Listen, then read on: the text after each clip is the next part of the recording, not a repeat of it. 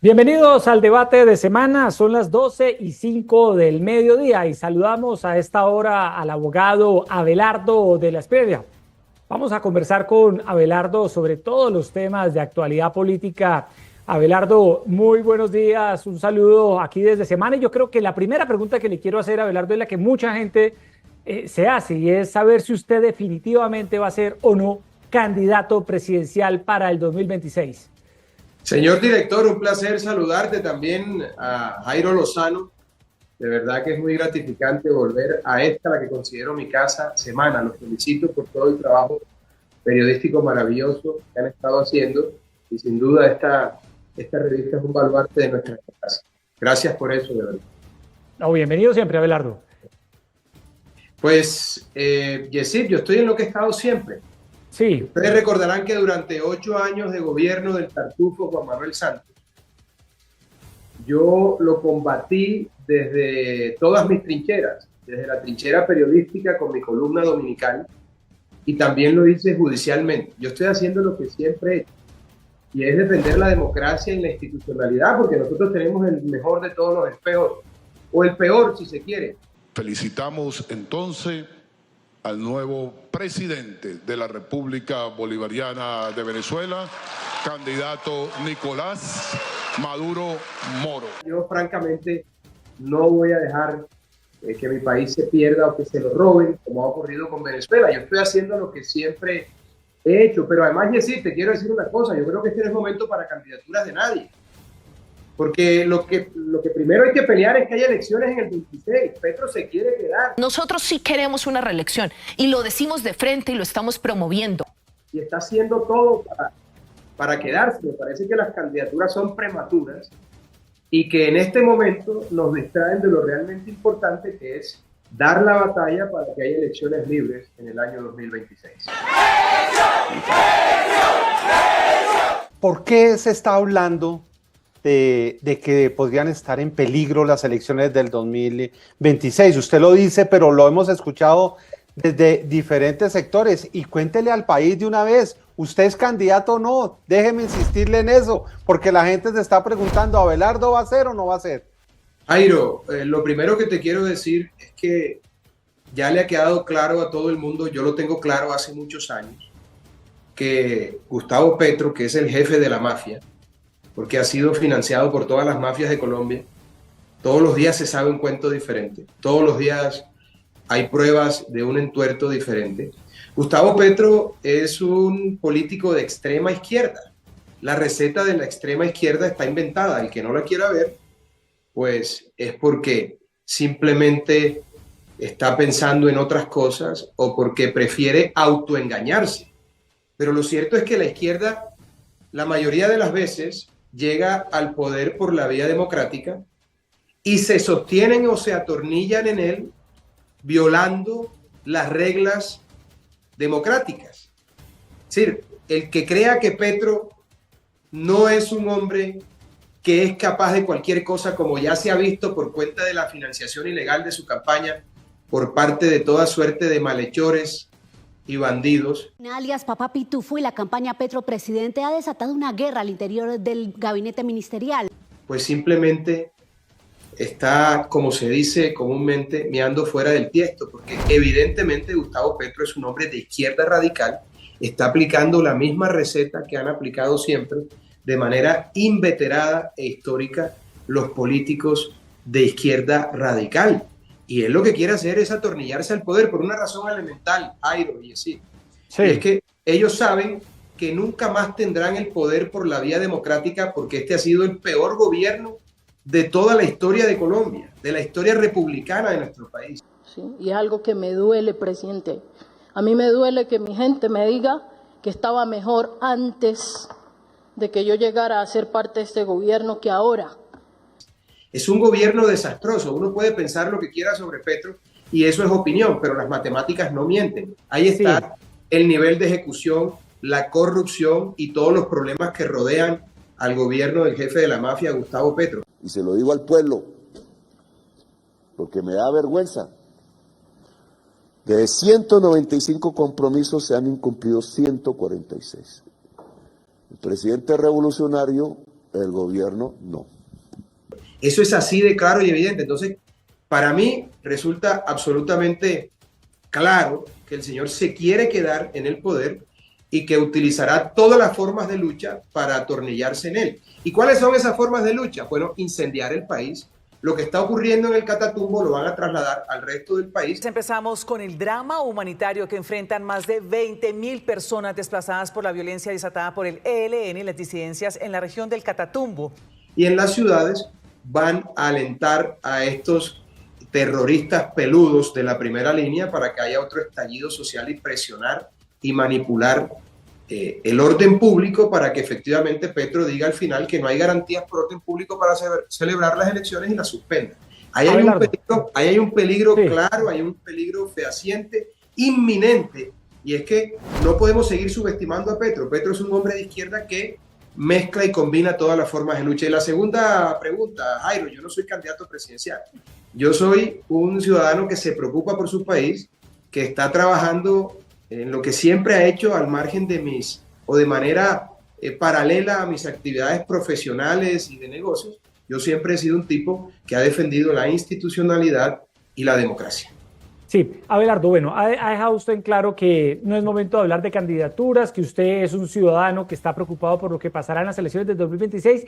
Hablemos un poco de política. ¿Cómo está viendo esta precampaña? Aún evidentemente es prematuro, pero ya vemos a algunas personas liderando encuestas, ya más o menos se empieza a ver cómo sería ese ajedrez del 2026. ¿Usted qué advierte? ¿Qué puede pasar?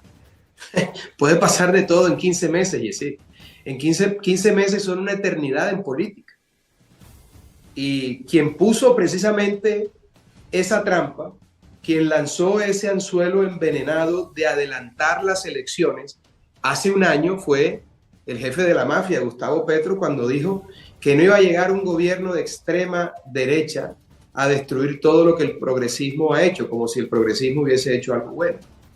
Y la adelantó precisamente para que estemos discutiendo de candidaturas, para que la gente que está del lado de la institucionalidad y la democracia, que son la mayoría de los precandidatos que hoy están en la palestra, son gente que se preocupa por la democracia, por la institucionalidad, es gente que sin duda le ha aportado al país de una manera u otra, pero cayeron en la trampa.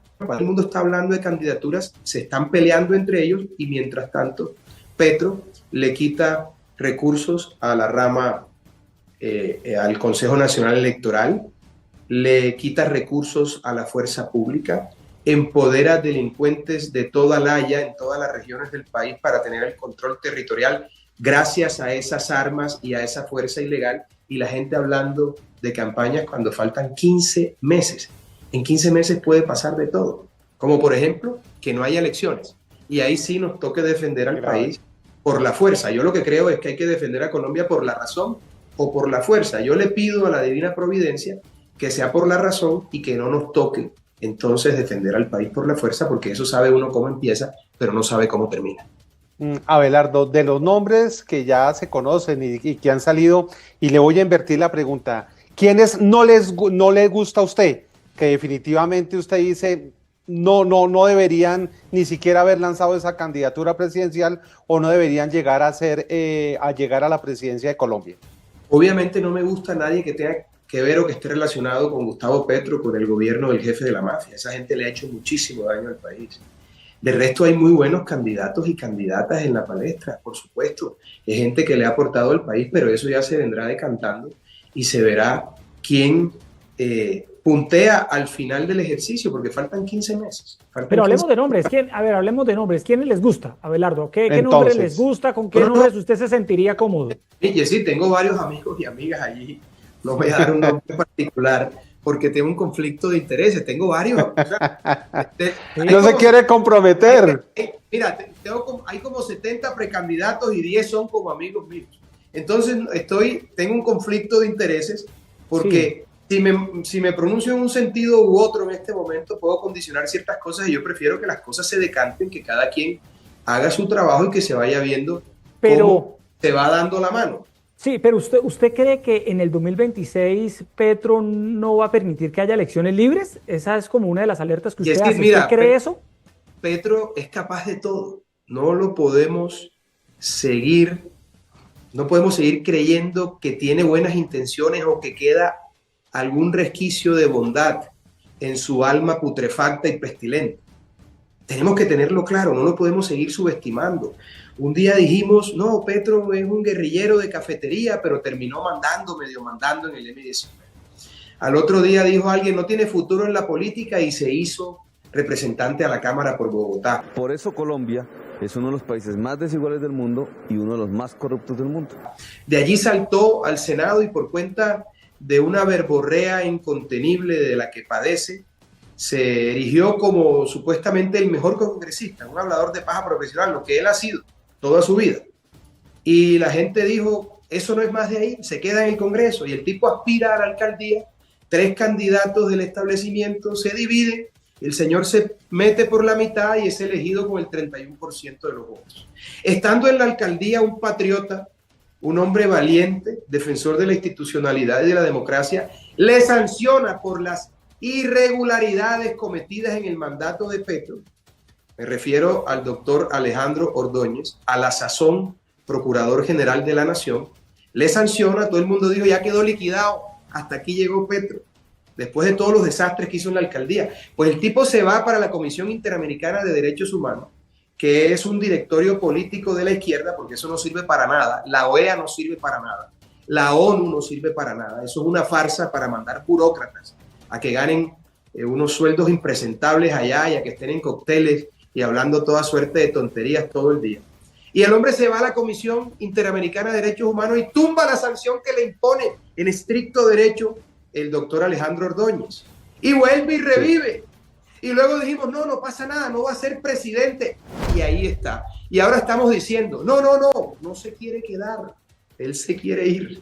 Por favor, tenemos que ser conscientes de que nos enfrentamos a un tipo sin límites morales de ninguna clase, capaz de todo, que está absolutamente narcotizado por el poder, por la vanidad, absolutamente enloquecido y delirante al punto de creerse un líder mundial. Y cuando va a escenarios internacionales, francamente, es una vergüenza para todos los colombianos que alguien, alguien nos esté representando. Entonces, no lo sigamos subestimando. Petro es malo, es protervo, es perverso, es capaz de todo. No le importa qué piensan los hijos de él. Entregó un hijo un día cuando dijo que no lo crió. No lo crié, esa es la realidad. No le importa qué piensan las hijas si sale con una mujer o con un hombre que era una mujer. No sé con quién demonios salió ni me interesa.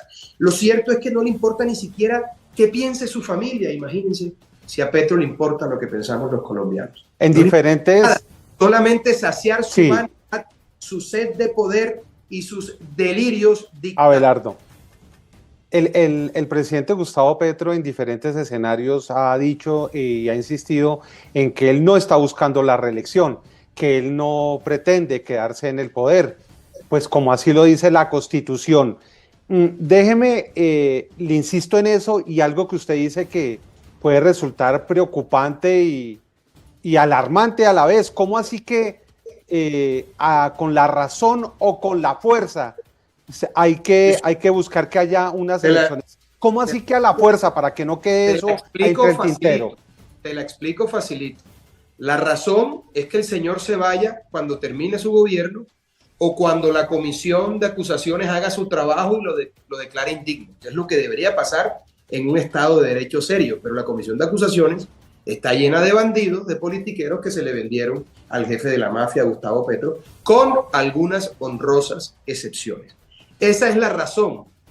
Esa es la vía, digamos, más fácil de todas. Hay una que es la de la fuerza. El señor decide violentar la Constitución, violentar la ley, inventarse un parapeto, una mampara y suspender las elecciones. Automáticamente el señor Gustavo Petro, el jefe de la mafia, viola el orden constitucional. ¿Y qué dice nuestra propia Constitución cuando un gobernante, cuando un presidente de la República viola el orden constitucional? El Ejército Nacional tiene la potestad de restaurar por la vía armada el orden institucional. Y los particulares también tenemos el derecho a empuñar las armas junto a nuestro ejército para defender la libertad y la democracia. ¿Y no podrían decir que eso es un golpe de Estado? No, porque la Constitución lo contempla, Jairo. Es que yo no estoy hablando de mecanismos supra o extra constitucionales. Estoy hablando de mecanismos que la misma Constitución colombiana, nuestra propia Carta Magna, que es norma de normas, contempla. Lo dice claramente la Constitución. Si el presidente de la República decide quedarse a las malas, el ejército debe actuar y nosotros los particulares tenemos el derecho y la potestad para también empuñar las armas al lado del ejército precisamente para defender la democracia. El problema de eso, Jairo, es que uno sabe cómo empieza un tema de eso, pero no sabe cómo termina.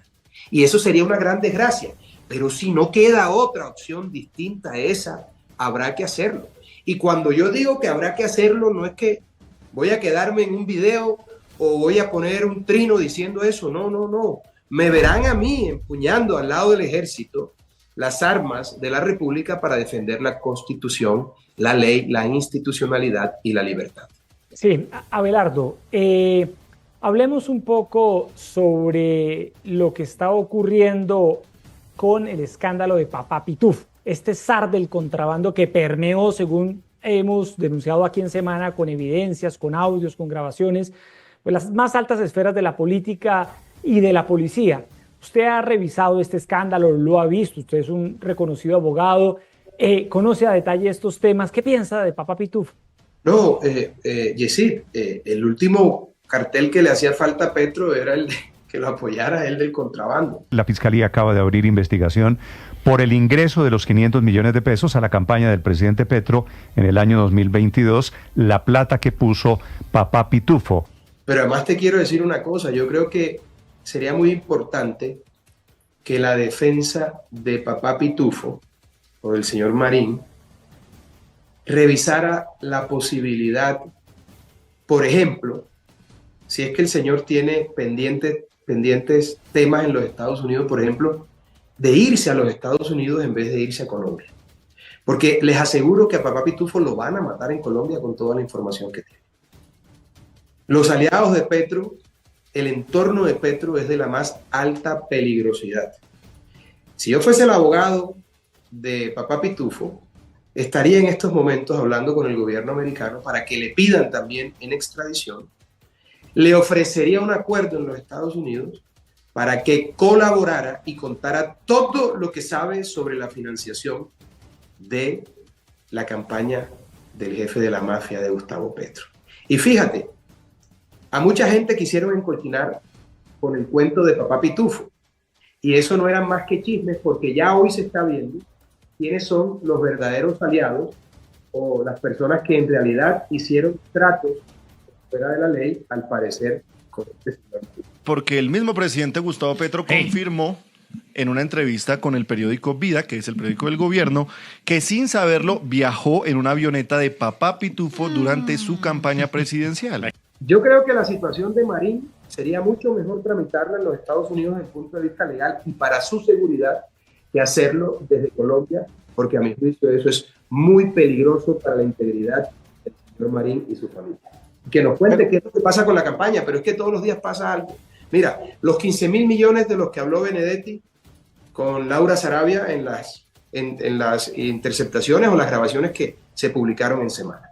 ¿Yo qué he hecho? ¿Qué? Me fui a Venezuela, me sacaron de aquí, conseguí 15 millones de barras, ¿qué pagar al tipo de no sé qué bonada? De Andí. La plata del clan Torres, el hombre Malboro, una pirámide que había por allí que también apoyó y se movían en un avión de esos.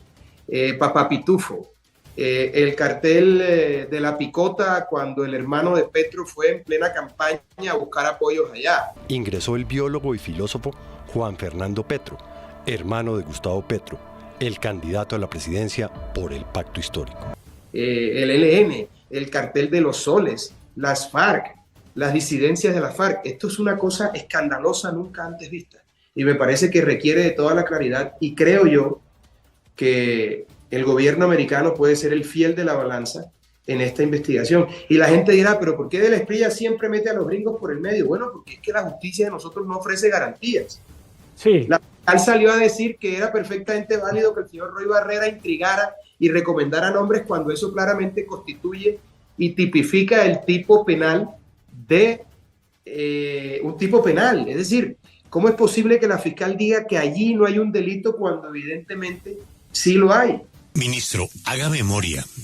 Recién nombrado usted en la DIAN, recién nombrado, ¿a usted lo invitó a cenar el presidente del Congreso?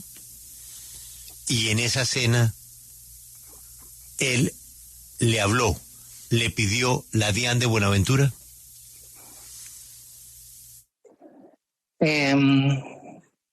Varias personas me pidieron la DIAN de Buenaventura. Sí, entonces el presidente del Congreso me la pidió. En ese momento el señor presidente del Congreso era Roy Barreras. Sí, desde luego. ¿Y qué pensar de otras instancias judiciales que todo el tiempo le están dando la razón a Petro a pesar de sus tropelías y a pesar de las ilegalidades en las que incurre todo el tiempo el jefe de la mafia? Entonces, por favor, por supuesto que en este momento es muy importante que el gobierno americano intervenga. Pero ¿cómo entender, Abelardo? Hay un tráfico de influencias, clarísimo, tráfico de influencia de servidor público. Y la señora fiscal sale a decir que no hay delito. Imagínense ustedes, es una vergüenza lo que está ocurriendo. Bajo la óptica que creo que tiene que gobernar, y es que en principio hacer recomendaciones no es un delito. Abelardo, primero, no se sabe si el señor Marín, conocido como Papá Pitufo, tenga procesos en Estados Unidos, entonces no entendería cómo se va a negociar si no tiene procesos allá. Y lo segundo, ya para que me conteste esta también rápidamente, ¿cómo entender que el propio presidente Gustavo Petro lleva meses buscando y luchando la captura de Papá Pitufo y que lo extraditen y está encima de eso para que lo traigan a Colombia, porque él dice que eso es transparencia en la lucha contra la criminalidad y que cuente todo lo que sabe? Entonces, ¿cómo entender eso, Abelardo? Lo primero, Jairo, no sabemos efectivamente si el señor Pitufo tiene investigación pendiente en los Estados Unidos. A mí, la lógica jurídica me indica que con todo este entramado algo debe haber. Para él es más conveniente hablar en los Estados Unidos y que lo protejan que irse a Colombia para que lo maten. Y dos, tú me has dicho que el mismo Petro estaba peleando captura y extradición. No, pero no es extradición, es deportación, porque es hacia Colombia. Diego Marín, ciudadano colombiano de nacimiento y español por adopción. Se hizo ciudadano español para la impunidad. Y por eso me tocó hablar con el presidente de España, Pedro Sánchez, quien me ayudó para poder lograr el proceso de extradición que aún no logramos. Hombre, ¿te acuerdas que Samper mandó a capturar a los hermanos Rodríguez Orejuela y le financiaron la campaña también? ¿Cuál es el problema con eso? Es decir, ya tenemos ejemplos históricos supremamente claros, contundentes y además muy dicientes, como ese que te acabo de señalar. Samper se daba golpes de pecho y tal. ¿Cómo es posible que los hermanos Rodríguez lo financiaron y luego los mandó a capturar y luego los extraditó? Así sí, Abelardo, ¿qué va a pasar entonces en el caso de Papá Pitufo? Jurídicamente, ¿qué va a pasar? Él está solicitando asilo en Portugal, ¿no, Jairo? Hizo una solicitud formal de asilo, justamente por lo que usted dijo al comienzo, Abelardo, que teme que su vida corra peligro en Colombia. Entonces, jurídicamente, Abelardo, con su experiencia, ¿qué puede pasar ahí? No, yo no sé hasta dónde prospere ese asilo en Portugal. Yo, como te digo, creo que lo que deberían analizar los abogados de Papá Pitufo es una eventual colaboración con el gobierno americano, que además le puede proteger para que cuente absolutamente todo lo que tenga que contar y que caiga quien caiga. Y se acabó. ¿Usted había escuchado hablar del nombre de Papá Pitufo, Abelardo? ¿Usted? Pero por supuesto. Para que tú sepas y el país lo sepa, a mí me querían meter en ese bochinche también. Y resulta que hace 7 años uno de los 100 abogados de la firma le llevó un tema a Papá Pitufo en la Comisión Interamericana de Derechos Humanos, le cobró una plata, se le dio la factura y fue abogado de la firma hace 7 años. Y entonces ya estaban diciendo que es que yo no tengo nada que ver con eso, hombre. Yo he sido abogado 23 años. Por la firma ha pasado todo el mundo. Ni siquiera fui yo directamente quien llevó ese proceso.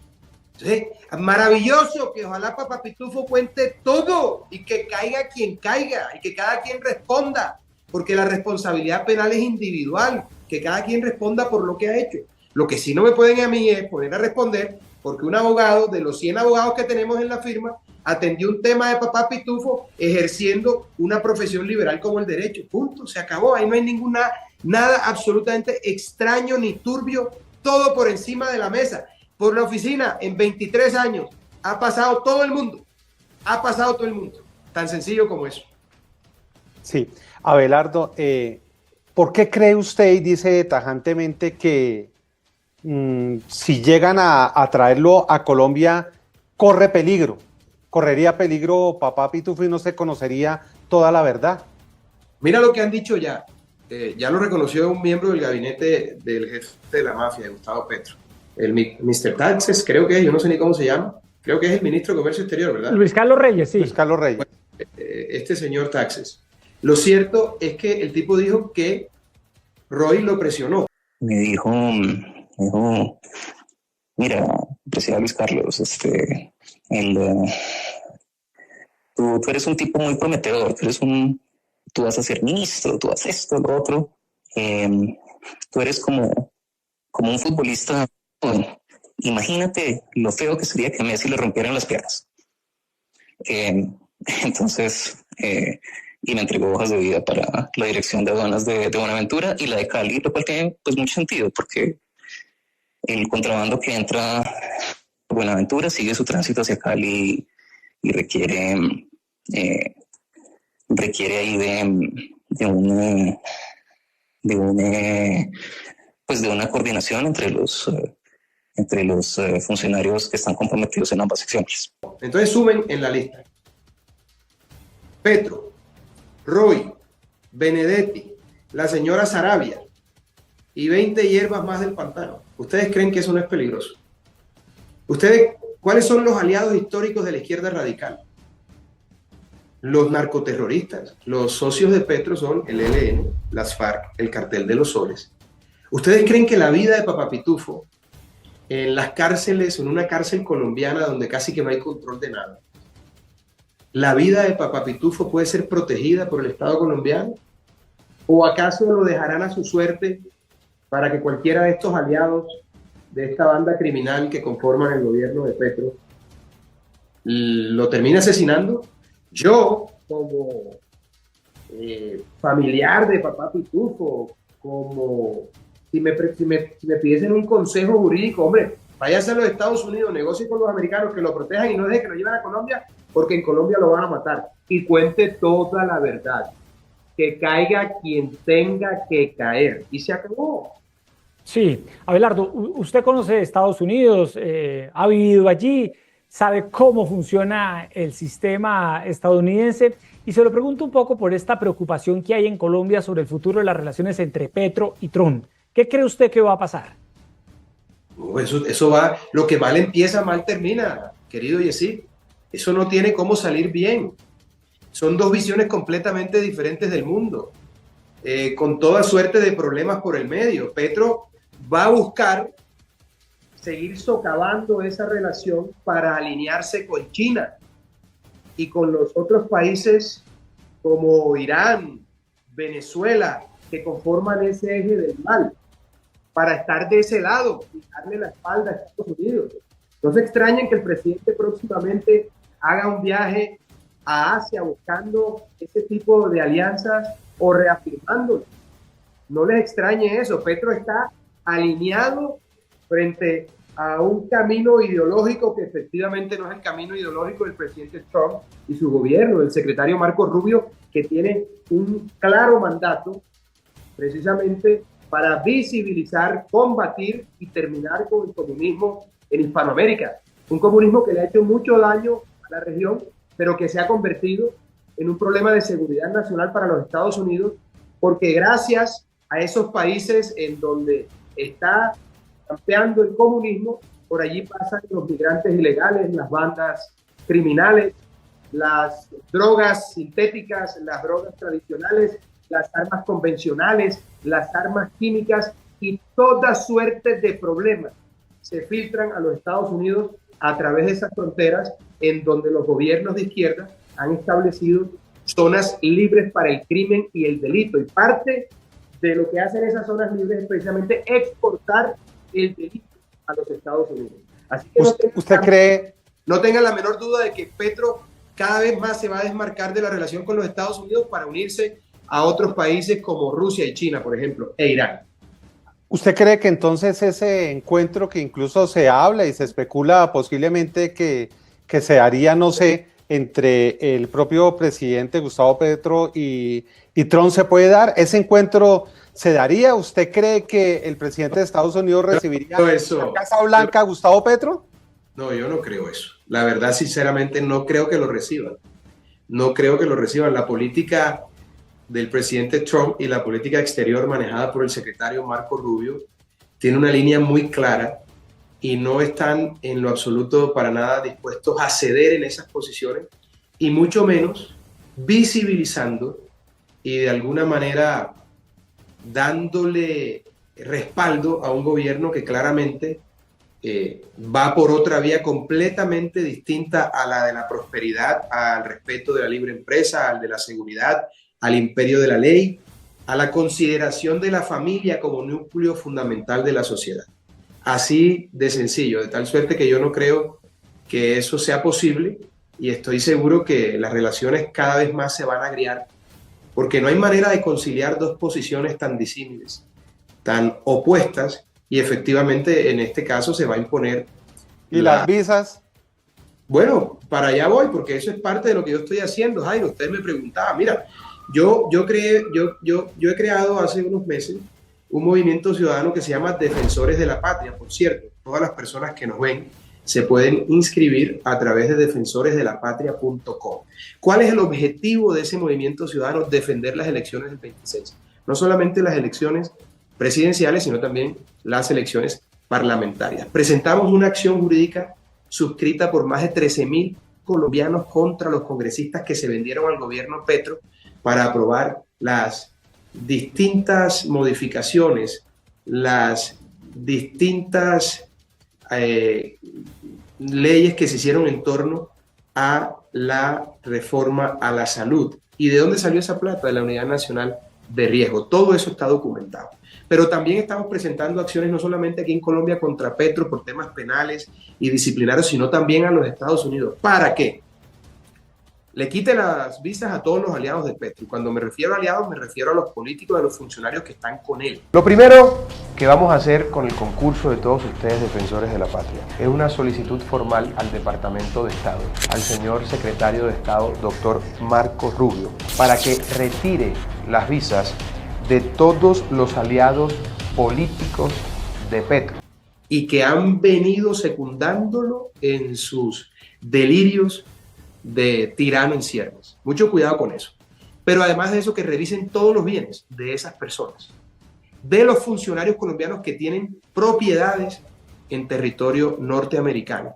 Y como todo eso está atado con Venezuela y el cartel de los soles, a mi juicio, los Estados Unidos tienen jurisdicción para investigar bajo el marco de la ley Rico y la ley Bolívar por esas relaciones con Venezuela, con el narcotráfico. Así que no nos estamos quedando quietos.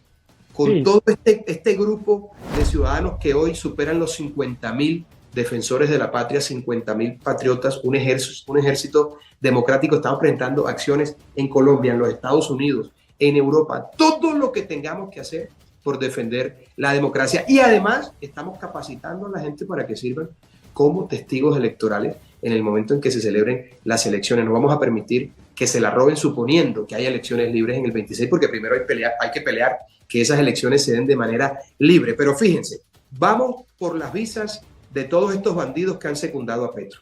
Vamos por sus bienes también.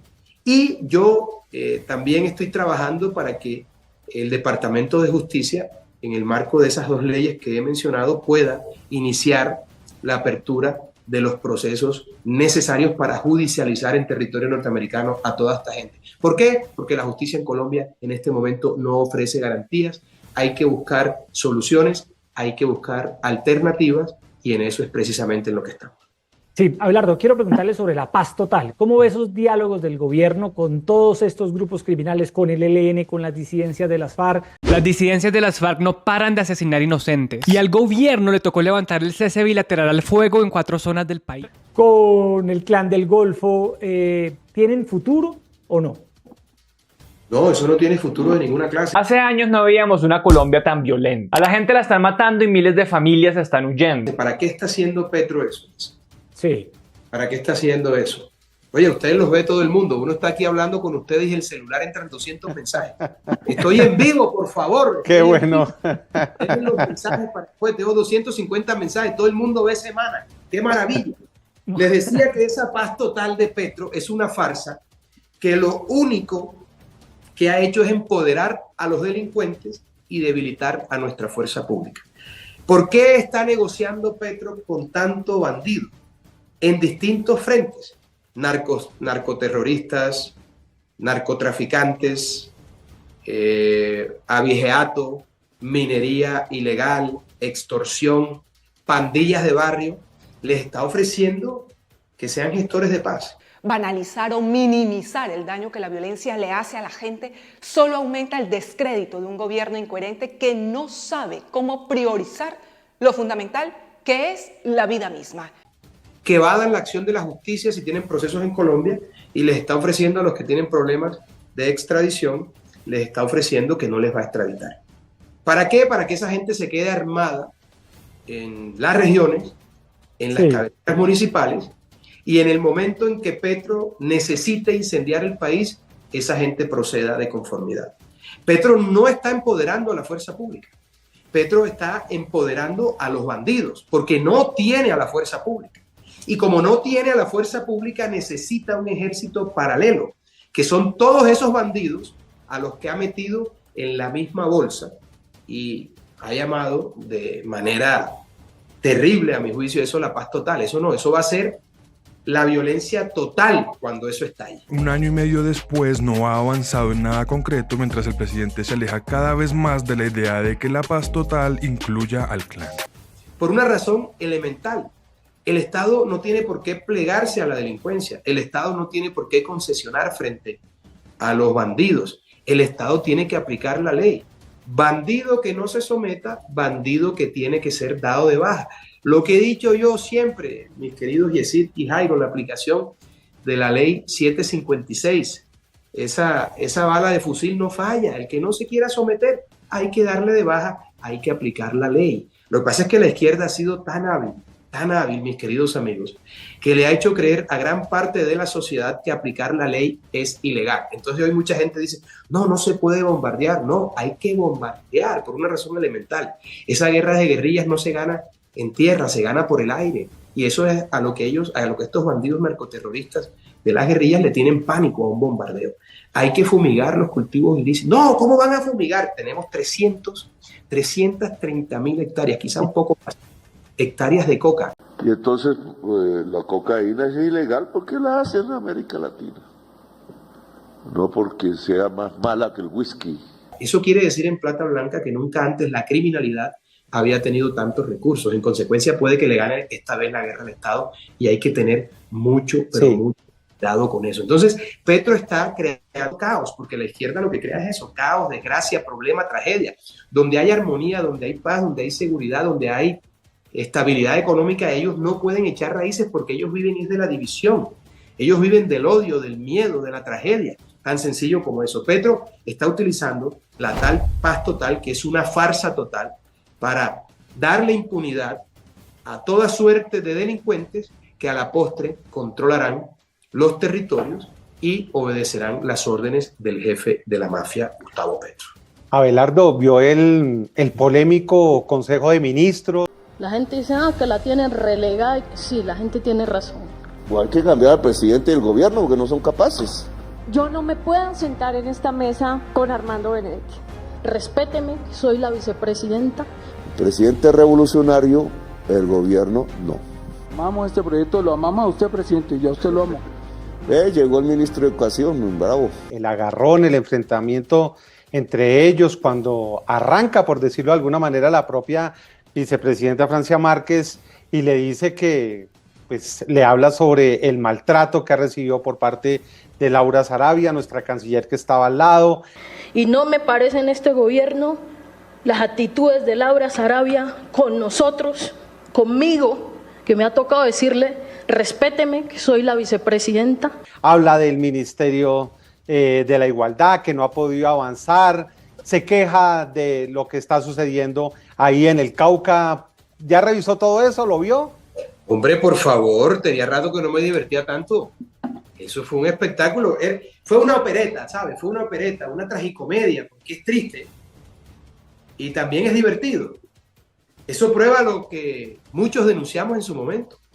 Petro no estaba capacitado ni moral, ni mental, ni estructuralmente para ser presidente de la República. Eso es un compromiso de mucha responsabilidad. Un hombre que no tiene compromiso con sus más cercanos, no tiene compromiso con nada, ni con nadie. Uno tiene que ver cómo ha sido la vida de la gente para entender cómo va a proceder hacia el futuro. Petro es un verdadero chiste. La única razón por que Benedetti esté al lado mío es porque sí tiene una especie de virtud, que es ser loco. Pero si no fuese porque lo que está en riesgo es la democracia, sería una comedia. En este caso es una tragedia, porque está en riesgo la libertad. Y él está completamente abstraído de la realidad. Él vive en un universo paralelo. Y la gente de la que está rodeado, pues un combo de ineptos, de corruptos, de incompetentes. Y ellos mismos lo dijeron, la ejecución de ese gobierno no ha llegado al 20%. Eso es una desgracia. Esos son números, son matemáticas. Eso no miente. Los guaritos no mienten. Entonces son incompetentes, son corruptos, son impresentables, son deleznables. Es una gente que no representa, de Francia Márquez, que no representa al colombiano. Bueno, pero es que, a ver, Francia puede decir lo que sea, pero Francia no tiene autoridad ya para decir absolutamente nada. Francia es una estafa. Y pueden llorar, pueden gritar, pueden hacer todo lo que quieran. Me pueden ir a demandar si quieren. Y que sea un juez que defina si estoy haciendo algo ilegal o estoy haciendo lo correcto. Francia se vendió como una mujer del pueblo que rechazaba privilegios y luego, cuando obtuvo el poder, entonces se volvió una oligarca y desconoce a su pueblo. Digo, yo no sé, yo a Francia tampoco es que le crea mucha cosa, pero fíjate, ellos han vendido, y voy a decir una cosa aquí, que va a ser polémica, pero que es cierta, y como yo digo lo que pienso, y no pretendo agradar a todo el mundo. Esta gente de la izquierda radical. Ayer fui, el fin de semana fui y subí en helicóptero y hoy me vine y salí en helicóptero. Y voy a seguir las veces que vaya, voy a ir en helicóptero. Les guste a la élite colombiana o no. Le ha vendido a todo el mundo que los ricos son enemigos de los pobres. Y eso es falso.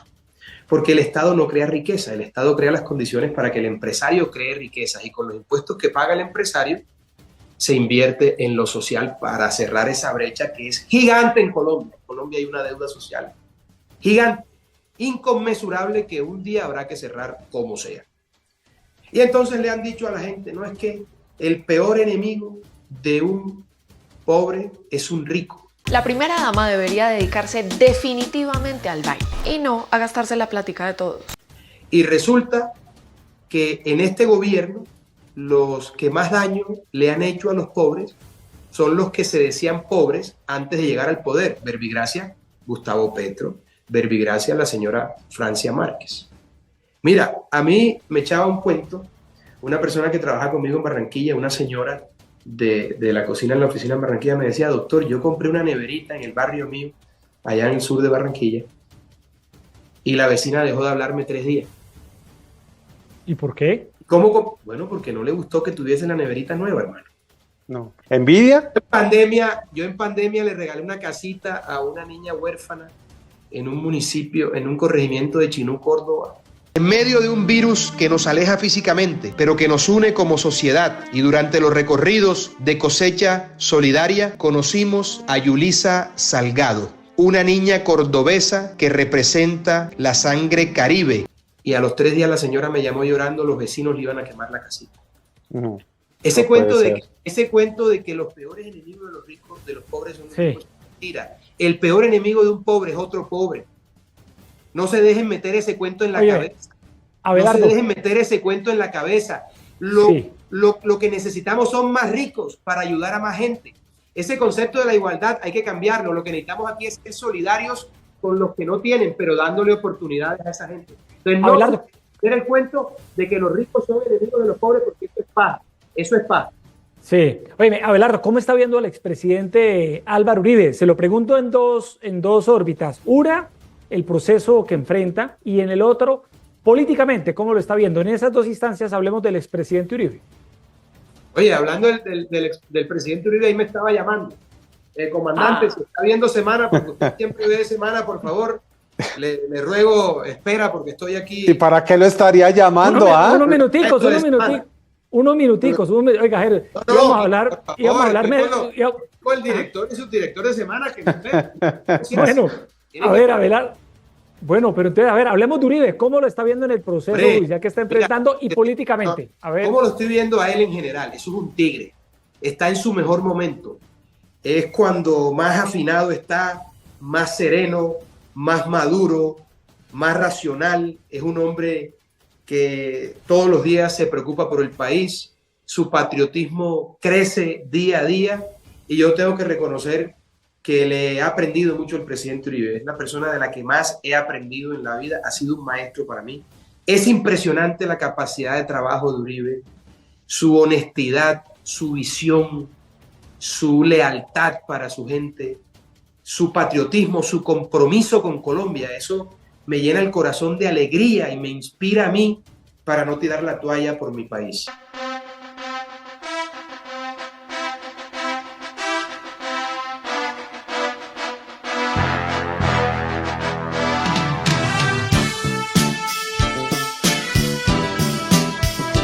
Yo lo dije y no, que de la especie exagera. No, señor, Uribe es como una especie de Marco Aurelio, porque Uribe, al igual que el emperador romano Marco Aurelio, es un estratega militar, es un filósofo estoico, es un humanista y además de eso es un estadista. Abelardo. Difícilmente puedes encontrar todas esas cualidades en una persona. ¿Cómo veo el proceso del presidente Uribe? ¿Cómo lo veo? ¿Cómo lo ve? Y déjeme hacerle una pregunta sobre Uribe, pero termine esa parte del proceso. Bueno, el proceso del presidente Uribe no es un proceso judicial, es un proceso político. Es un proceso montado por el tartufo Juan Manuel Santos, con inteligencia de los servicios de inteligencia del Estado en su momento, en el que instrumentalizaron a varios testigos a los que han manipulado a más no poder, en el que hay miembros de la izquierda empeñados en encarcelar a Uribe a como dé lugar para cobrarle su patriotismo, para cobrarle la defensa de los valores fundacionales de nuestra república, para cobrarle el hecho de que es el gran colombiano, el gran defensor de la patria. El presidente Álvaro Uribe Vélez es un símbolo, una bandera, una ideología. Junto al libertador Simón Bolívar, Uribe es el otro gran padre de la patria. Eso no se lo perdona a Uribe. Eso es un proceso político. Eso es un proceso que está viciado, lleno de inconsistencias y de claras violaciones, de flagrantes violaciones al debido proceso. Abelardo, quiero preguntarle por esa expresión que usted ha utilizado que se llama, nos tocó llamar el cucho, en referencia a Uribe y a las elecciones del 2026. ¿De dónde salió esa frase, nos tocó llamar al cucho? Hermano, pero es que te digo una cosa, Yesid. Es como tener a Messi. Nosotros tenemos al Messi de la política. El Messi de la política en Colombia se llama Álvaro Uribe Vélez. Y entonces, en un acto de inteligencia superlativa, decidimos dejar a Messi en la banca. Y pusimos a jugar el partido a una cantidad de táparos, a una cantidad de troncos, a una cantidad de imbéciles, que lo que van a hacer es tirarse el partido. ¿Por qué vamos a dejar al gran jugador de la política colombiana, que está más vigente que nunca, en su mejor momento de reconocimiento, de entendimiento, de visión de país, cuando la madurez ha hecho su trabajo y como los buenos vinos, Álvaro Uribe es una gran reserva? ¿por qué lo vamos a dejar sentado en la silla, en la banca? Vamos a sacarlo. ¿Usted quiere que él se lance? Pero es que Álvaro Uribe tiene que ir en el tarjetón. Si nosotros queremos ganar en el 26... Pero no puede, en el tarjetón, pero ¿en dónde? Viste, esas son las vainas. Pero en el tarjetón es donde, Abelardo. Está bien que un abogado se crea periodista, pero a veces los periodistas también se creen abogados. Venga, Abelardo, no, para que nos lo explique. ¿Para que encabece la lista del Senado? No, señor. En el tarjetón a las presidenciales como vicepresidente. Eso es diferente, bueno, porque aquí no es reelección, ¿no? Venga, no, explíquenlo bien. Venga, esperen un segundo, porque es que supuestamente con Abelardo íbamos a hablar 20 minutos y aquí nos podemos quedar toda la tarde. Entonces, a ver, Abelardo, ¿cómo es eso de que Uribe sea fórmula vicepresidencial? Esa sí no se la había oído. Pero, ¿y de quién? ¿Y de quién? Claro. A ver. Bueno, ya después se verá de quién, pero lo que digo yo es, si tenemos a Messi, ¿por qué lo vamos a dejar por fuera? El presidente Uribe, de acuerdo al ordenamiento constitucional, ya el doctor Juan Manuel Charri, que es asiduo invitado de semana, lo dijo, lo propio el doctor Calderón España, ya señalaron que es perfectamente viable. Yo, antes de hacer esa propuesta, lo estudié. Esa propuesta la hice yo hace como 6 años. Oye, ¿qué es esto? Uribe tiene que estar en el tarjetón, Uribe tiene que ser vicepresidente de cualquiera que sea el candidato que se escoja. ¿Por qué? Porque eso garantiza muchas cosas. Un apoyo inmejorable, la experiencia, la trayectoria y además poder arrastrar una cantidad de votos que se verían representados en una candidatura a la vicepresidencia del presidente Álvaro Uribe.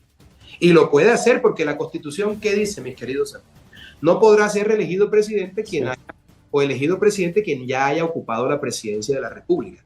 Las inhabilidades e incompatibilidades son taxativas, son expresas para cada cargo. No se pueden aplicar de manera analógica.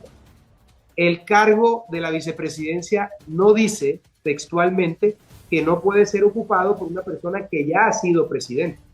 Es decir, el presidente Uribe no podría aspirar para ser presidente, pero sí podría aspirar para ser vicepresidente, de acuerdo a nuestra propia Constitución. Ahora habrá que preguntarle a él si quisiera, pero ese es otro tema.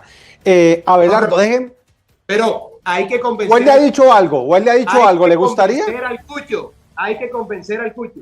La única manera de que esto se pueda ganar y se puedan nivelar las cargas, suponiendo que haya elecciones, porque a lo mejor nos toca pelear eso. Ese bandido todos los días nos corre la cerca y todo el mundo lo sigue subestimando. Si eso ocurre, la única manera de nivelar la carga es que Álvaro Uribe esté en el tarjetón y tenga su cara. Y si no, nos jodimos. Para que estemos claros. Álvaro Uribe Vélez tiene que ser la fórmula vicepresidencial. ¿Y usted está en eso? ¿Lo quiere convencer?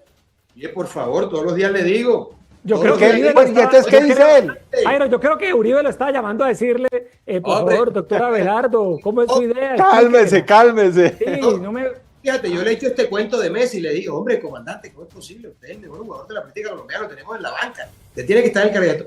Hombre, bendito Dios, bendito Dios. ¿Y él qué dice? ¿Le suena la idea o no? Lo imita bien.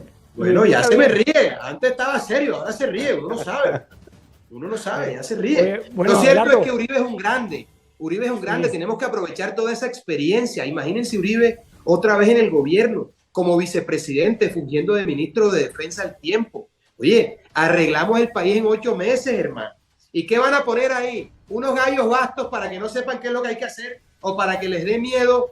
Pero muchos le podrían decir de todas maneras que él está acusado, tiene un juicio y penalmente ante la justicia debe responder por esos cargos. Eso también es una realidad. Una cosa con otra, ven acá.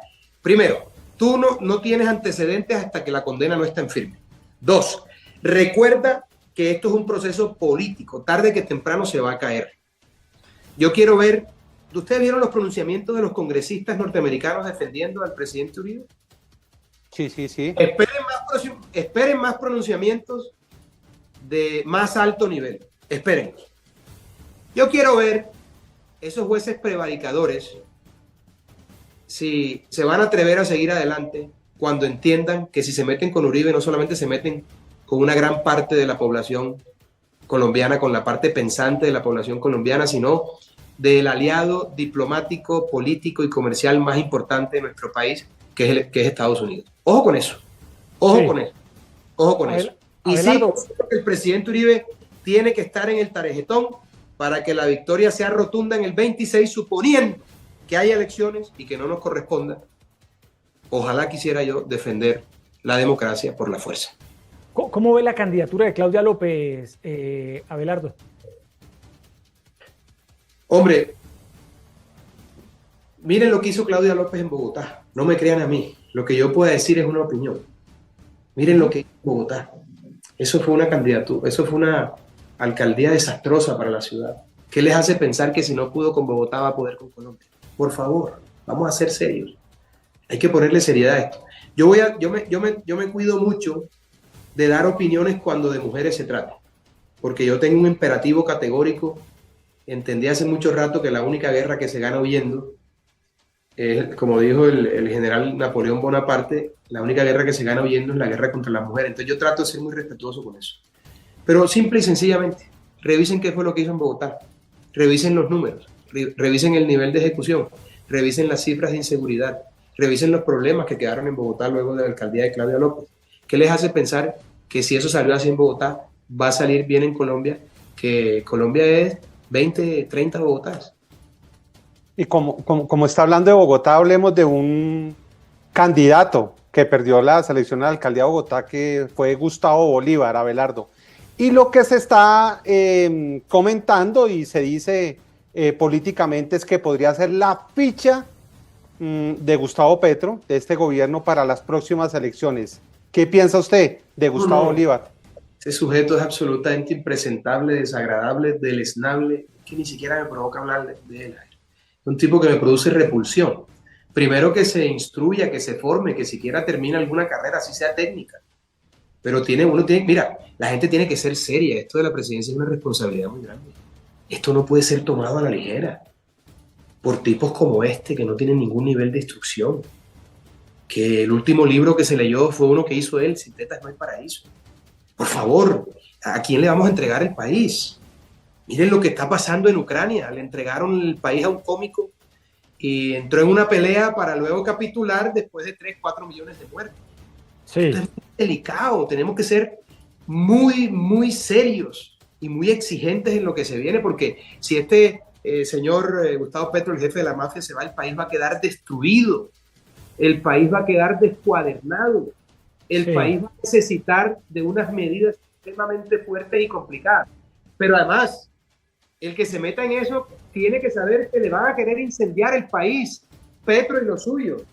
Esa persona que se va a meter en eso está preparada para tomar las decisiones, por más duras que sean, para evitar que esos fascinerosos vuelvan a incendiar el país. Esa persona está dispuesta a bombardear, esa persona está dispuesta a fumigar, a darle de baja a todo el que se oponga al ejercicio de la autoridad.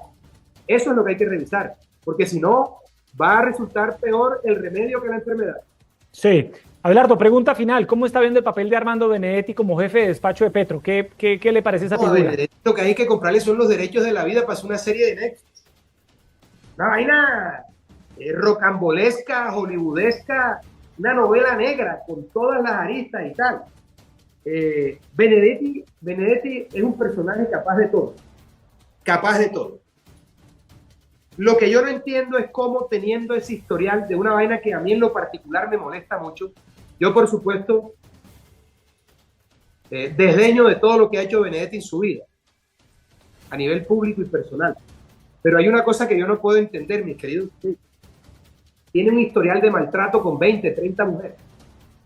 Yo no me explico por qué uno de esos padres de una de esas mujeres no ha hecho lo que tiene un hombre que hacer cuando un vergajo, un miserable, le maltrata a la hija de uno. Yo tengo 2 hijas, Lucía y Francesca. Toco madera. Si a una de mis hijas algún miserable le pone la mano encima, yo no tengo problema en pagar 40 años de cárcel. Pero yo mismo te las cobro.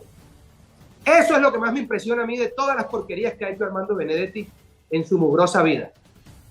Además de toda la corrupción, además de todas las traiciones, de la politiquería, de la marrullería, de la bajeza que lo caracteriza. Eso es lo que más me ofende a mí. Sí. No entiendo cómo ninguno de esos 30 tipos que no merecen llamarse padre han decidido el deber que le corresponde a un padre de defender con su propia vida a su hija si eso es menester. No lo entiendo, no me cabe en la cabeza. Bueno, muy bien. Abelardo, pues, a ver, van a ser la 1 de la tarde. Un gusto haber conversado con usted hoy aquí, Jairo, con Abelardo de la Esprilla en el debate en semana. Creo que hablamos de todos los temas, Jairo, ¿no? Todos los temas. Ahí Oye, Abelardo con la bandera de Colombia. Hermano, hablamos hasta del pitufo. Falta Gargamel. Faltan los demás. Cuando quieras hacemos otro programa. Abelardo ahí con la bandera de Colombia, con un caballo de Colombia. Oiga, cuénteme la historia de ese caballo, esa historia de ese caballo. ¿Cuál es? Ese es un caballo que se llama Patriota. A ver. Se llama Patriota, te voy a decir por qué. ¿Es una porcelana? Sí, es en porcelana. Una artesanía. De un artista colombiano. Te voy a decir por qué. Hoy tenemos que ser más patriotas que nunca. Ajá. Hoy tenemos que exacerbar ese sentimiento patriótico por una razón elemental. Colombia atraviesa sus horas más oscuras. A todos, Colombia nos ha dado todo lo que tenemos y tenemos el deber republicano de defenderla por la razón o por la fuerza.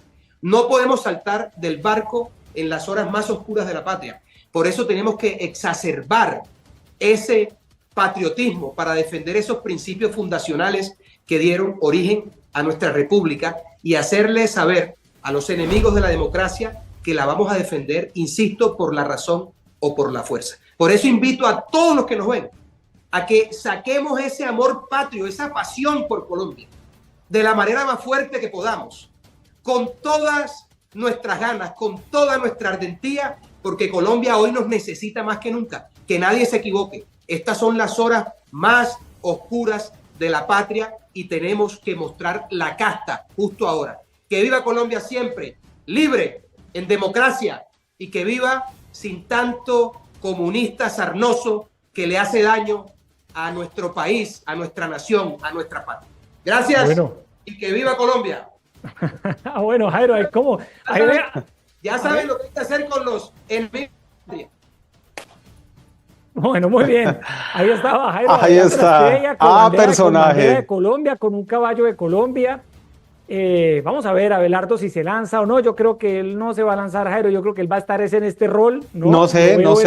Esperemos, como él mismo dice, hay que esperar unos meses. Habrá que esperar. Yo creo que no es un no definitivo. No, yo creo que no se lanza. Yo creo que no se lanza. Él va a seguir con sus emprendimientos, con su vino, con su ron. Él no ha tomado la decisión. Él no ha tomado la decisión. A ver, hay que defender la patria.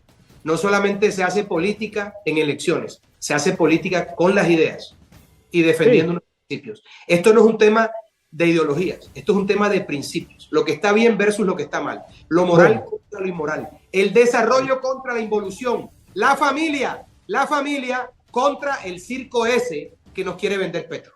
Bueno, Abelardo, un abrazo. Gracias por estar aquí en Semana, hoy aquí en el debate. Gracias a ustedes. Como siempre. Muchas gracias. Volver a esta, la que considero mi casa. Y como el hijo pródigo, hermano, aquí estoy. No, lo seguiremos buscando para que nos siga echando cuentos, dando ideas, hablándonos de Messi, habla de todo, habla de todo. Bueno, conmigo no se aburren, Yo sí se lo garantizo. Bueno, Abelardo, muchas gracias. Muchas gracias. Jairo, a todas las personas que estuvieron conectadas hoy con el debate en semana, gracias por estar con nosotros y los esperamos mañana de nuevo a las 12 del mediodía con otro tema de interés aquí en Semana. Feliz tarde.